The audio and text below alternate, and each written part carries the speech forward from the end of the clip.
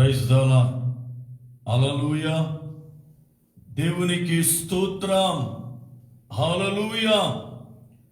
మహాఘనుడును మన రక్షకుడునైన యేసుక్రీస్తు అతి శ్రేష్టమైన నామమునకు మహిమ కలుగునుగాక. దేవునికి స్తోత్రం. హల్లెలూయా. ప్రభువునందు ప్రియులారా, ఈ రాత్రి కాలము వేళ లైవ్ ద్వారా దేవుని వాక్యాన్ని వింటున్న ప్రతి బిడ్డకు యేసుక్రీస్తు అతి శ్రేష్టమైన నామములో living prayer fellowship ministries international పక్షముగా నా హృదయపూర్వకమైన వందన. దేవుని మహాకృప చేత దేవుని వాక్యాన్ని వినడానికి ప్రభువు చక్కని సమయాన్ని అనుగ్రహిస్తూ ఉన్నాడు. ప్రియులారా, గత 3 దినములుగా యేసుక్రీస్తు ఏ రీతిగా జన్మించాడో, ఆయన జన్మించినప్పుడు జరిగినటువంటి పరిస్థితులు ఏమిటో, ఆయన జన్మానికి కారణమేమిటో కొన్ని విషయాలు ధ్యానము చేశాం. ఈ రాత్రి కూడా ఆయన ఎందుకు లోకానికి పంపబడ్డాడు అనే మాటను మనం ధ్యానం చేద్దాం. ఆయన సర్వోన్నతుడైన దేవుడయ్యుండి సర్వ సృష్టికి కారణభూతుడయ్యుండి ఆది సంభూతుడైన ఆ దేవుడు తన మహిమను విడిచి తాను ఎందుకు లోకానికి పంపబడ్డాడు, తండ్రి చేత లోకానికి పంపబడడానికి గల కారణాలేమిటో ఈ రాత్రి కొన్ని విషయాలను మనం నేర్చుకుందాం. నేర్చుకునే ముందు చిన్న మనవి. రేపటి దినము ఈ యొక్క డిసెంబర్ మాసములో మొదటి శుక్రవారం గనుక ప్రభు యొక్క సంస్కరణ కార్యక్రమం ఉంటూ ఉంది. సంఘ బిడ్డలైన వారు తప్పనిసరిగా మొదటి ఆరాధనలో పాలు పొందాలి అని ప్రేమపూర్వకముగా ఆహ్వానిస్తూ ఉన్నాను. అలాగునే 2వ శుక్రవారం అనగా 11వ తారీఖున కువైట్ దేశములో ఉన్నటువంటి ఈ living prayer fellowship ministries international యొక్క పరిచర్యలో క్రిస్మస్ ఆరాధన మరియు BTH BD DTH తర్బీదు పొందినటువంటి బిడ్డలకు గ్రాడ్యుయేషన్ ఉంది. సాయంత్రం 6 గంటల నుండి 9:30 వరకు తప్పనిసరిగా అవకాశం ఉన్నవారు పాలు పొందండి. లేనివారు లైవ్ ద్వారా వాక్యాన్ని విని కార్యక్రమాన్ని చూచి దేవునిని మహిమ పరచాలని ప్రభువు పేరట మనవి చేస్తున్నా. అలాగునే ముందుగా ప్రకటించిన రీతిగా వచ్చే సోమవారము నుండి ఇక లైవ్ ఇవ్వడం అనేది నిలిపివేయడం జరుగుతుంది. ఇంతకు ముందు ఈ లాక్డౌన్ కాలమంతా కూడా ఇప్పటి వరకు లైవ్ని ఇవ్వడం జరిగింది.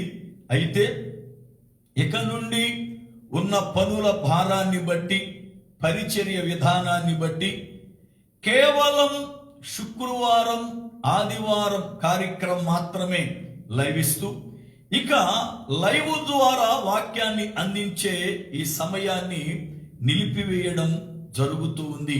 దయతో గమనించండి. పరిచర్య కొరకు ప్రార్థన చేయండి. దేవుని చిత్తమైతే దేవుని యొక్క కృపను బట్టి ప్రభువు మనలను ఆశీర్వాదకరముగా నడిపిస్తే 2021వ సంవత్సరం జాన్యువరి మాసము నుండి కార్యములన్నీ కూడా యథారీతిగా ప్రభువు జరిగిస్తాడని విశ్వసిద్దాం. ప్రభువు యొక్క పరిచర్యలు ముందుకు వెళదాం. దేవునికి స్తోత్రం, హల్లెలూయా. అలాగునే బైబిల్ కాలేజీ నూతన బ్యాచ్ జాన్యువరి 8వ తారీఖు శుక్రవారం నాడు సాయంత్రం 6 గంటల నుండి నూతన బ్యాచ్ ప్రారంభించబడుతుంది. డిటిహెచ్ మరియు బిటిహెచ్ తరబీదు పొందాలి అనుకున్న వారు తప్పనిసరిగా తరబీదు పొందడానికి సిద్ధపడండి. దేవుని యొక్క వాక్యాన్ని నేర్చుకొనండి. ప్రభువు మహిమార్థమై మనము సిద్ధపడుతూ అనేక మందిని ప్రభువు కొరకు సిద్ధపరుచు వారముగా ప్రభువు చేయునుగాక. ఆమేన్. ఈ రాత్రి కాలము వేళ దేవుని లేఖనములో నుండి ఆయన పంపబడ్డాడు అన్న మాటను గూర్చి ధ్యానము చేద్దాం. చూడండి, యెషయా గ్రంథము 48వ అధ్యాయం 16వ వచనం. యెషయా గ్రంథము 48వ అధ్యాయం 16వ వచనం. ఆది నుండి నేను రహస్యముగా మాటలాడిన వాడను కాను, అది పుట్టిన కాలము మొదలుకొని నేను అక్కడ నున్నవాడను. ఇప్పుడు ప్రభువగు యెహోవాయు ఆయన ఆత్మయు నన్ను పంపెను. ప్రార్థన చేసుకుందాం. సర్వకృపానిధివగు పరమ తండ్రి, నీ పాదములకై వందనాలు స్తోత్రాలు చెల్లిస్తున్నాను. మీ అత్యంతమైన కృపను బట్టి దేవా, ఈ రాత్రి కాలము వేళ నీ వాక్యాన్ని ధ్యానిస్తుండగా లేఖనములలో నుండి నాతో మాతో మాట్లాడి మీరు మహిమ పొందునట్లుగా నడిపించుమని, వాక్యము వింటున్న ప్రతి బిడ్డను బలపరుచుమని యేసు శ్రేష్టమైన నామమున ప్రార్థిస్తున్నాను పరమ తండ్రి. ఆమేన్. దేవునికి స్తోత్రం, హల్లెలూయా. ప్రభువునందు ప్రియులారా, దేవుని యొక్క లేఖనములలో నుండి యేసు ప్రభువారు నన్ను తండ్రి అయిన దేవుడు పరిశుద్ధాత్ముడు కలిపి పంపించారు అని ఆయనే సాక్ష్యమిస్తున్నటువంటి మాటలు మనం చదువుకున్నాం. యేసు ప్రభువారు పంపబడ్డాడు అని అంటే ఆయన ఇంతకు ముందు అక్కడ ఉన్నాడు అని అర్థం. చాలా మంది యేసు క్రీస్తుని గూర్చి ఎరుగని వారు, వాక్యము సరిగ్గా తెలియని వారు, యేసు ప్రభువు 2000 సంవత్సరముల క్రితమే పుట్టాడు, మీ దేవుడు నిన్న మొన్న పుట్టినవాడు అని చాలా మంది యేసు ప్రభు విషయములో మాట్లాడడం మనం వింటాం. అయితే బైబిల్ అంటుంది ఆయన 2000 సంవత్సరాల క్రితం పుట్టినవాడు కాడు, నిన్న మొన్నటి దేవుడు కాడు. ఆయన లోకములోనికి రాక ముందే పరలోకమందు ఉన్న దేవుడు. ఆయన లోకములోనికి రాకముందే పరలోకమందు వాక్య రూపుడై తండ్రియగు దేవుని యొద్ద దేవునిగా ఉన్నవాడు, దేవునిగా ఉన్నవాడు. యోహాను సువార్త 1వ అధ్యాయం 1వ వచనములో ఆ విషయం మనకు అర్థమవుతుంది. యోహాను సువార్త 1:1. అయితే అక్కడ ఉన్నటువంటి అదృశ్య దేవుని స్వరూపి అయిన ఆ ప్రభువుని ఎందుకు లోకానికి పంపాడు దేవుడు అనగా, సృష్టికర్త అయిన దేవుని చేత కుమారునిగా ఎందుకు పంపబడ్డాడు అని అంటే కొన్ని కారణాలను పరిశుద్ధ గ్రంథములో ధ్యానము చేద్దాం. చూడండి, యోహాను రాసిన మొదటి పత్రిక 4వ అధ్యాయము 9వ వచనం. యోహాను రాసిన మొదటి పత్రిక 4వ అధ్యాయము 9వ వచనం. మనము ఆయన ద్వారా జీవించున్నట్లు దేవుడు తన అద్వితీయ కుమారుని లోకములోనికి పంపెను. దీని వలన దేవుడు మన యందు ఉంచిన ప్రేమ ప్రత్యక్షపరచబడెను. జాగ్రత్తగా గమనించాలి. ఈ వచనములో 2 శ్రేష్టమైన సంగతులు వ్రాయబడ్డాయి. ఒకటి, ప్రభువారిని ఈ లోకానికి పంపడానికి గల కారణం, ఆయన ఈ లోకానికి రావటానికి గల కారణం. ఒకటి, సృష్టికర్త అయిన దేవుడు మన యందు తన ప్రేమ ఉంచాడు అని, ఆయన మనలను ప్రేమిస్తున్నాడని, ఆయన ప్రేమ ప్రత్యక్షపరచబడుటకై యేసు ప్రభువారు లోకమున జన్మించాడు. యేసు ప్రభు ఎందుకు పుట్టాడు అంటే దేవుని ప్రేమ బయలుపరచడానికి, దేవుని ప్రేమ ప్రత్యక్షపరచడానికి. అనగా దేవుడు నిన్ను ఎంత ప్రేమిస్తున్నాడో, నువ్వు పాపివైనా, నువ్వు చెడ్డ వ్యక్తివైనా, దేవుని కనికరం నీ పైన ఉంది, ఆయన ఇంకా నిన్ను ప్రేమిస్తున్నాడు అని చెప్పడానికి తన కుమారుడైన ప్రభువుని లోకానికి పంపాడు.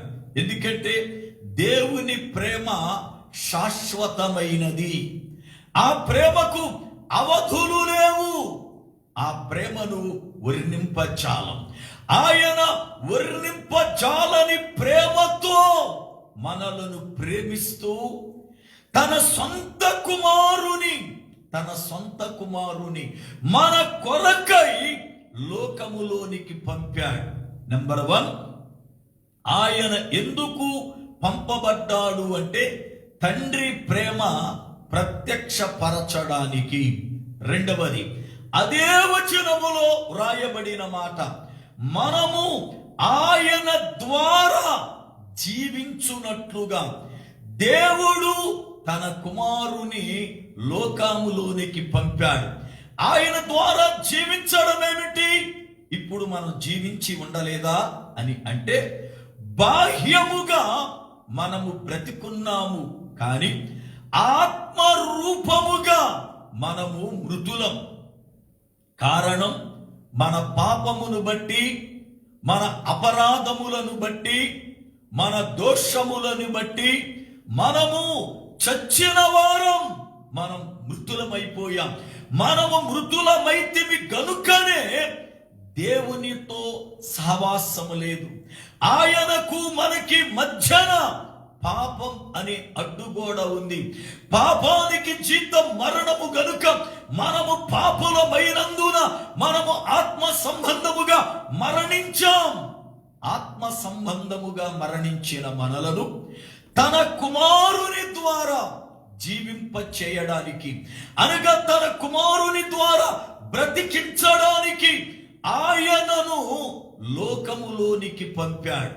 కారణం, యేసు ప్రభువారు జీవమయ్యున్నాడు.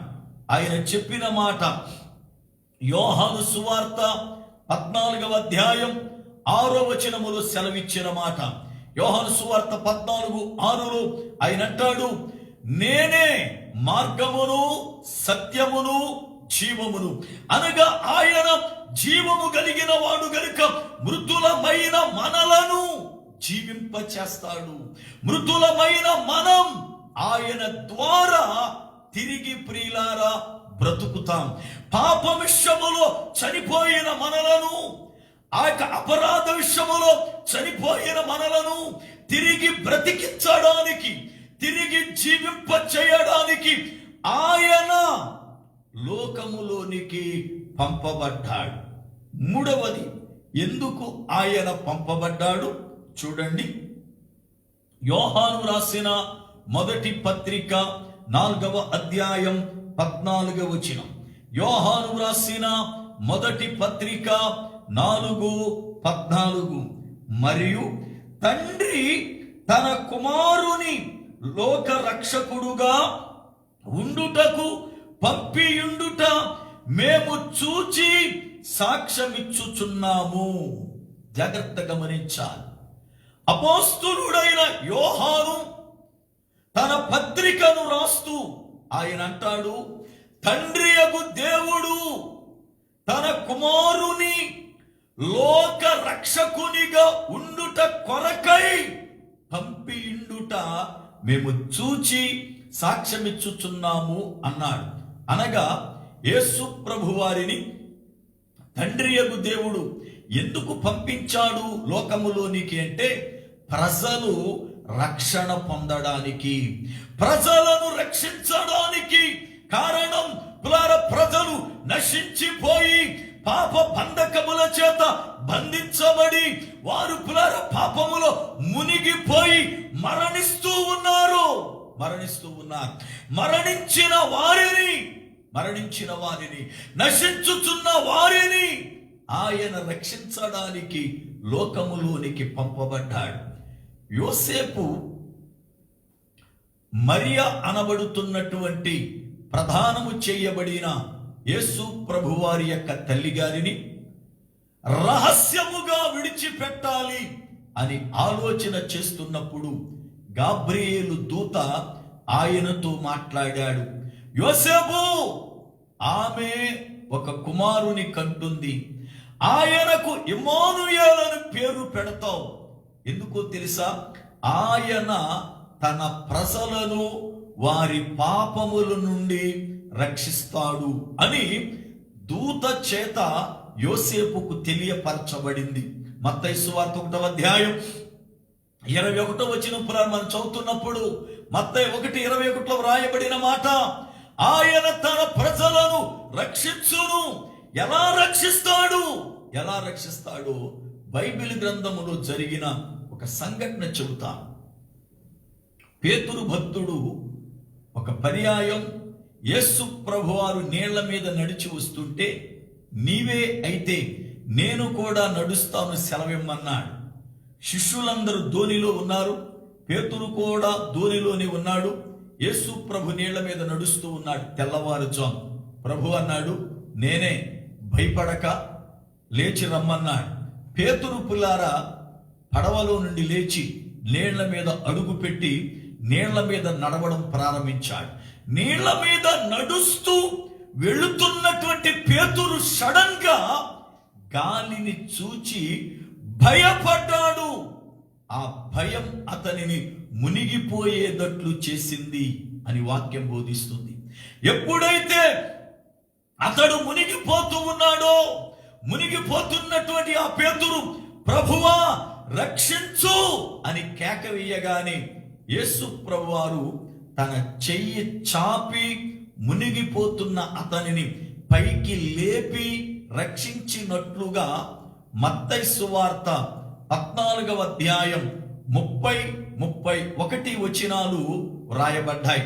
మత్తయి సువార్త 14:30-31 వచనాల్లో వ్రాయబడిన మాటలు పులారా, యేసు తన చేయి చాపి మునిగిపోతున్న పేతుర్ని రక్షించాడు.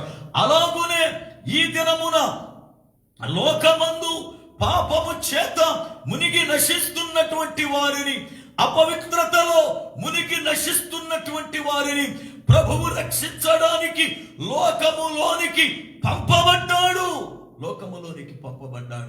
ఈ రోజున పులారా అనేక మంది పాపము చేత నశిస్తూ ఉన్నారు, పాపము చేత మరణిస్తూ ఉన్నారు, పాపము చేత మునిగిపోయి ఉన్నారు.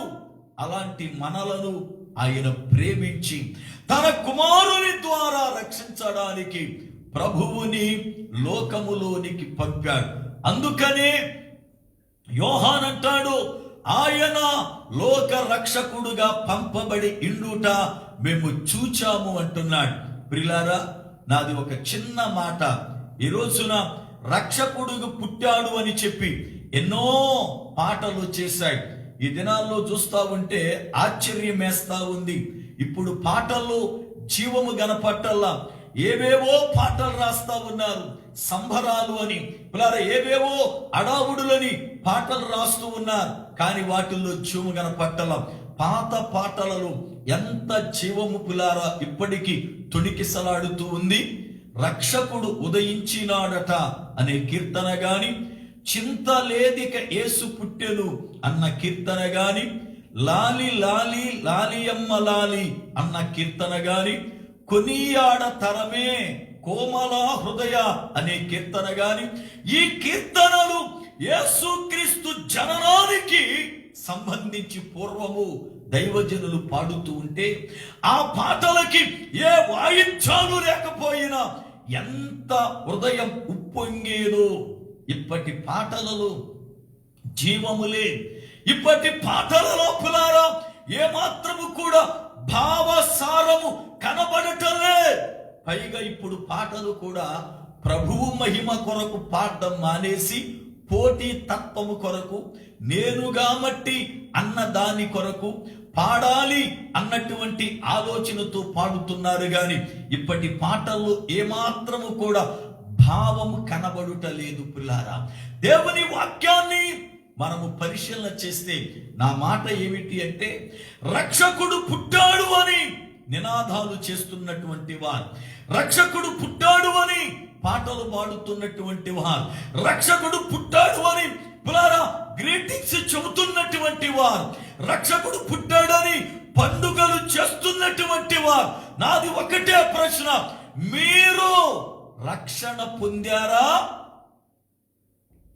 నీవు రక్షణ పొందకుండా రక్షకుడిగా యేసు ప్రభువుని పిల్లారా కలిగి లేకుండా ఎన్ని పాటలు పాడితే, ఎన్ని పండగలు చేస్తే, ఎన్ని కార్యక్రమాలు చేస్తే ఏం ప్రయోజనం?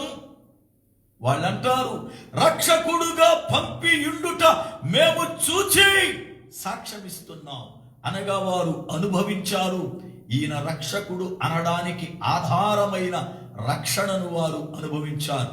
ఈ రోజున అనేక మంది రక్షణ పొందకుండా, మారు మనసు లేకుండా, పాపాన్ని విడిచిపెట్టకుండా క్రిస్మస్ పండుగలు చేస్తూ ఉన్నారు. ఈ పండుగల వల్ల పిల్లారా ఒకవేళ ఆ పూటను సంతోషిస్తావేమో, కానీ నీ పండగ వల్ల దేవునికి మహిమ రాదు, దేవుడు మహిమ పరచబడడు. ఆలోచించండి. దేవుని యొక్క వాక్యాన్ని వింటున్న మనం రక్షణ పొందిన వారమేనా? నిజముగా రక్షించబడితే మారు మనసు వస్తుంది. మారు మనసు వస్తే దేవునికి ఆయాసకరమైన ఏ పని మనం చెయ్యం. దేవుణ్ణి దుఃఖపెట్టే ఏ పని మనం చేయడానికి అంతరంగ పురుషుడు ఇష్టపడడు.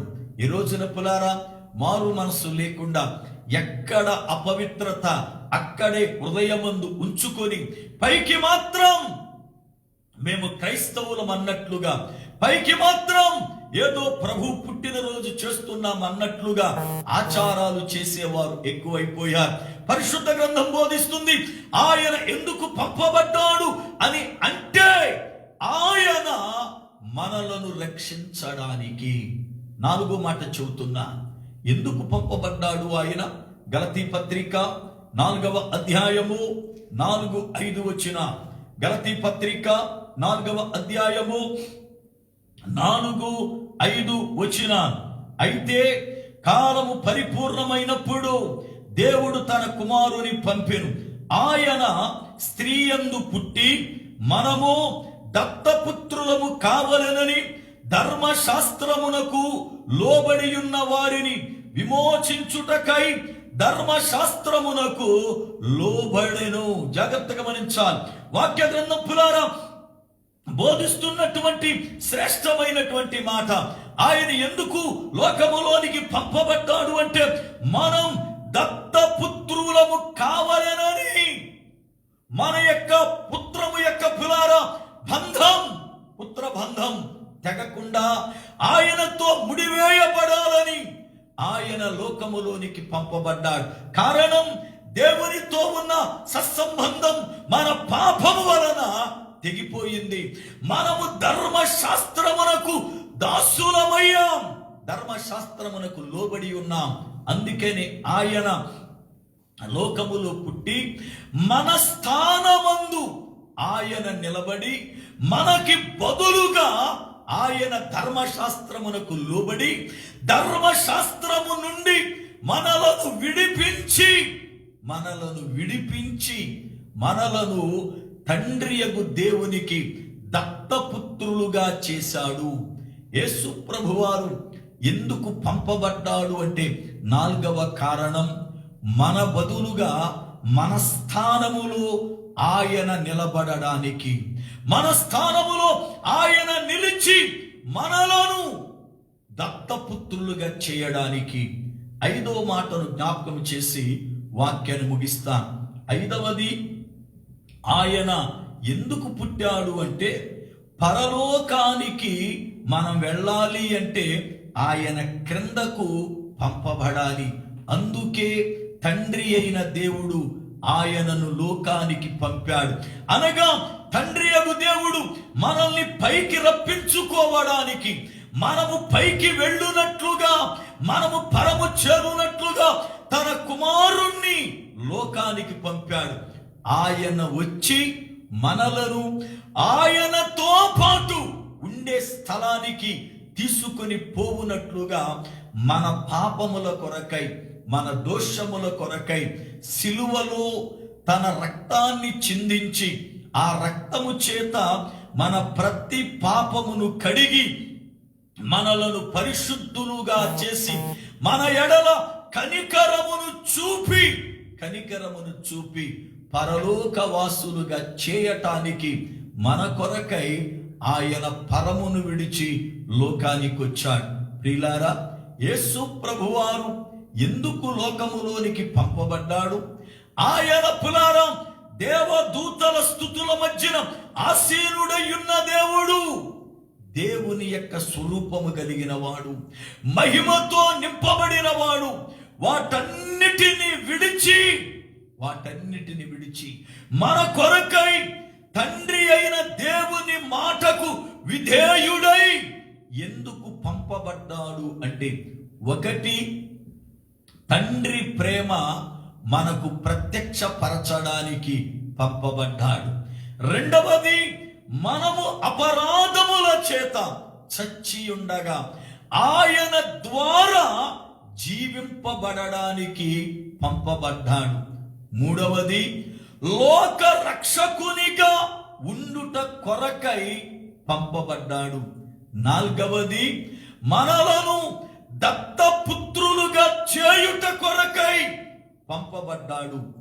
ఐదవది, ఆయన ప్రియులారా పరలోకమునకు మనలను చేర్చుటకు పంపబడ్డాడు. ఈ రాత్రి కాల వేళ ప్రియ దేవుని బిడ్డలారా, పంపబడిన యేసు ప్రభు వారి యొక్క పుట్టినరోజులు చేస్తూ ఉన్నాం, మంచిది. అయితే పరలోకానికి వెళ్ళడానికి మనము క్రొత్తగా పుట్టామా? యేసు అక్కడ ఉన్నవాడు, అయితే ఇక్కడ క్రొత్తగా జన్మించాడు. మనము కూడా లోకములో ఉన్నాం. లోకములో ఉన్న మనం అక్కడికి వెళ్ళాలి అంటే క్రొత్త జన్మ అనుభవం కావాలి. ప్రభువు నికోదేముతో చెప్పిన మాట, ఒకడు క్రొత్తగా జన్మిస్తేనే కానీ పరలోక రాజ్యమును చూడనేరడు అన్నాడు. ఈ రోజున మన ఆత్మీయ జీవితములో క్రొత్త జన్మ అనుభవము లేకుండా, క్రొత్తగా జన్మించకుండా మనము పరలోకం వెళ్ళే అవకాశం లే. కనుక ప్రియులారా, ఆచారము, వాడుక, లోక సిద్ధాంతాలు, మనుషుల యొక్క పారంపర్యములు కాకుండా వాక్యానుసారముగా జీవిస్తూ వాక్యమునకు లోబడి రక్షణ పొంది ప్రభువు రాకడకు సిద్ధపడదాం. అట్టి కృప ప్రభువు మనకు అనుగ్రహించునుగాక. ఆమేన్. ప్రార్థన చేసుకుందాం. సర్వకృపానిధివగు పరమ తండ్రి, నీ పాదములకై వందనాలు, స్తోత్రాలు. మీ మహా అత్యంతమైన కృపను బట్టి దేవా, ఈ యొక్క రాత్రి కాలం వేళ నిదాసునిగా నన్ను మరుగుపరచి మాతో ప్రభువా మీరు మాట్లాడి బలపరిచినందుకై స్తోత్రాలు. విత్తబడిన వాక్యము నీరు కట్టి ఫలింపు దయచేయండి. నీ రక్త ప్రోక్షణ మా పైన ప్రోక్షించండి. సమస్త మహిమ ఘనత ప్రభావములు మీకు కలుగునట్లుగా మమ్మల్ని నడిపించుమని, ఈ వాక్యం విన్న ప్రతి బిడ్డను మీరు దీవించి ఆశీర్వదించుమని యేసు నామమున ప్రార్థిస్తున్నాను పరమ తండ్రి. ఆమేన్. మన పరమ తండ్రి అయిన దేవుని ప్రేమ, ఆయన కుమారుడైన క్రీస్తు యేసు వారి కృప, పరిశుద్ధాత్మ దేవుని యొక్క అన్యోన్యమైన సహవాసము, ఆయన సన్నిధి మనకును సకల పరిశుద్ధులకును సదాకాలము తోడయుండి నడిపించునుగాక. ఆమేన్. ఆమేన్. ప్రభువునందు ప్రియులారా, ఈ రాత్రి కాలం వేళ వాక్యము విన్న ప్రతి బిడ్డకు దైవజనునిగా నా హృదయపూర్వకమైన వందనాలు. దేవుని మహాకృపను బట్టి రేపు ఉదయకాలపు ఆరాధనలు మనము ప్రభు పాదాల యొద్ద కలుసుకుందాం. ఈ యొక్క పరిచర్య కొరకు ప్రార్థించండి. ప్రభు రాకడ కొరకై కృపగల దేవుడు మనలను సిద్ధపరచునుగాక. ఆమేన్. అందరికీ వందనాలు.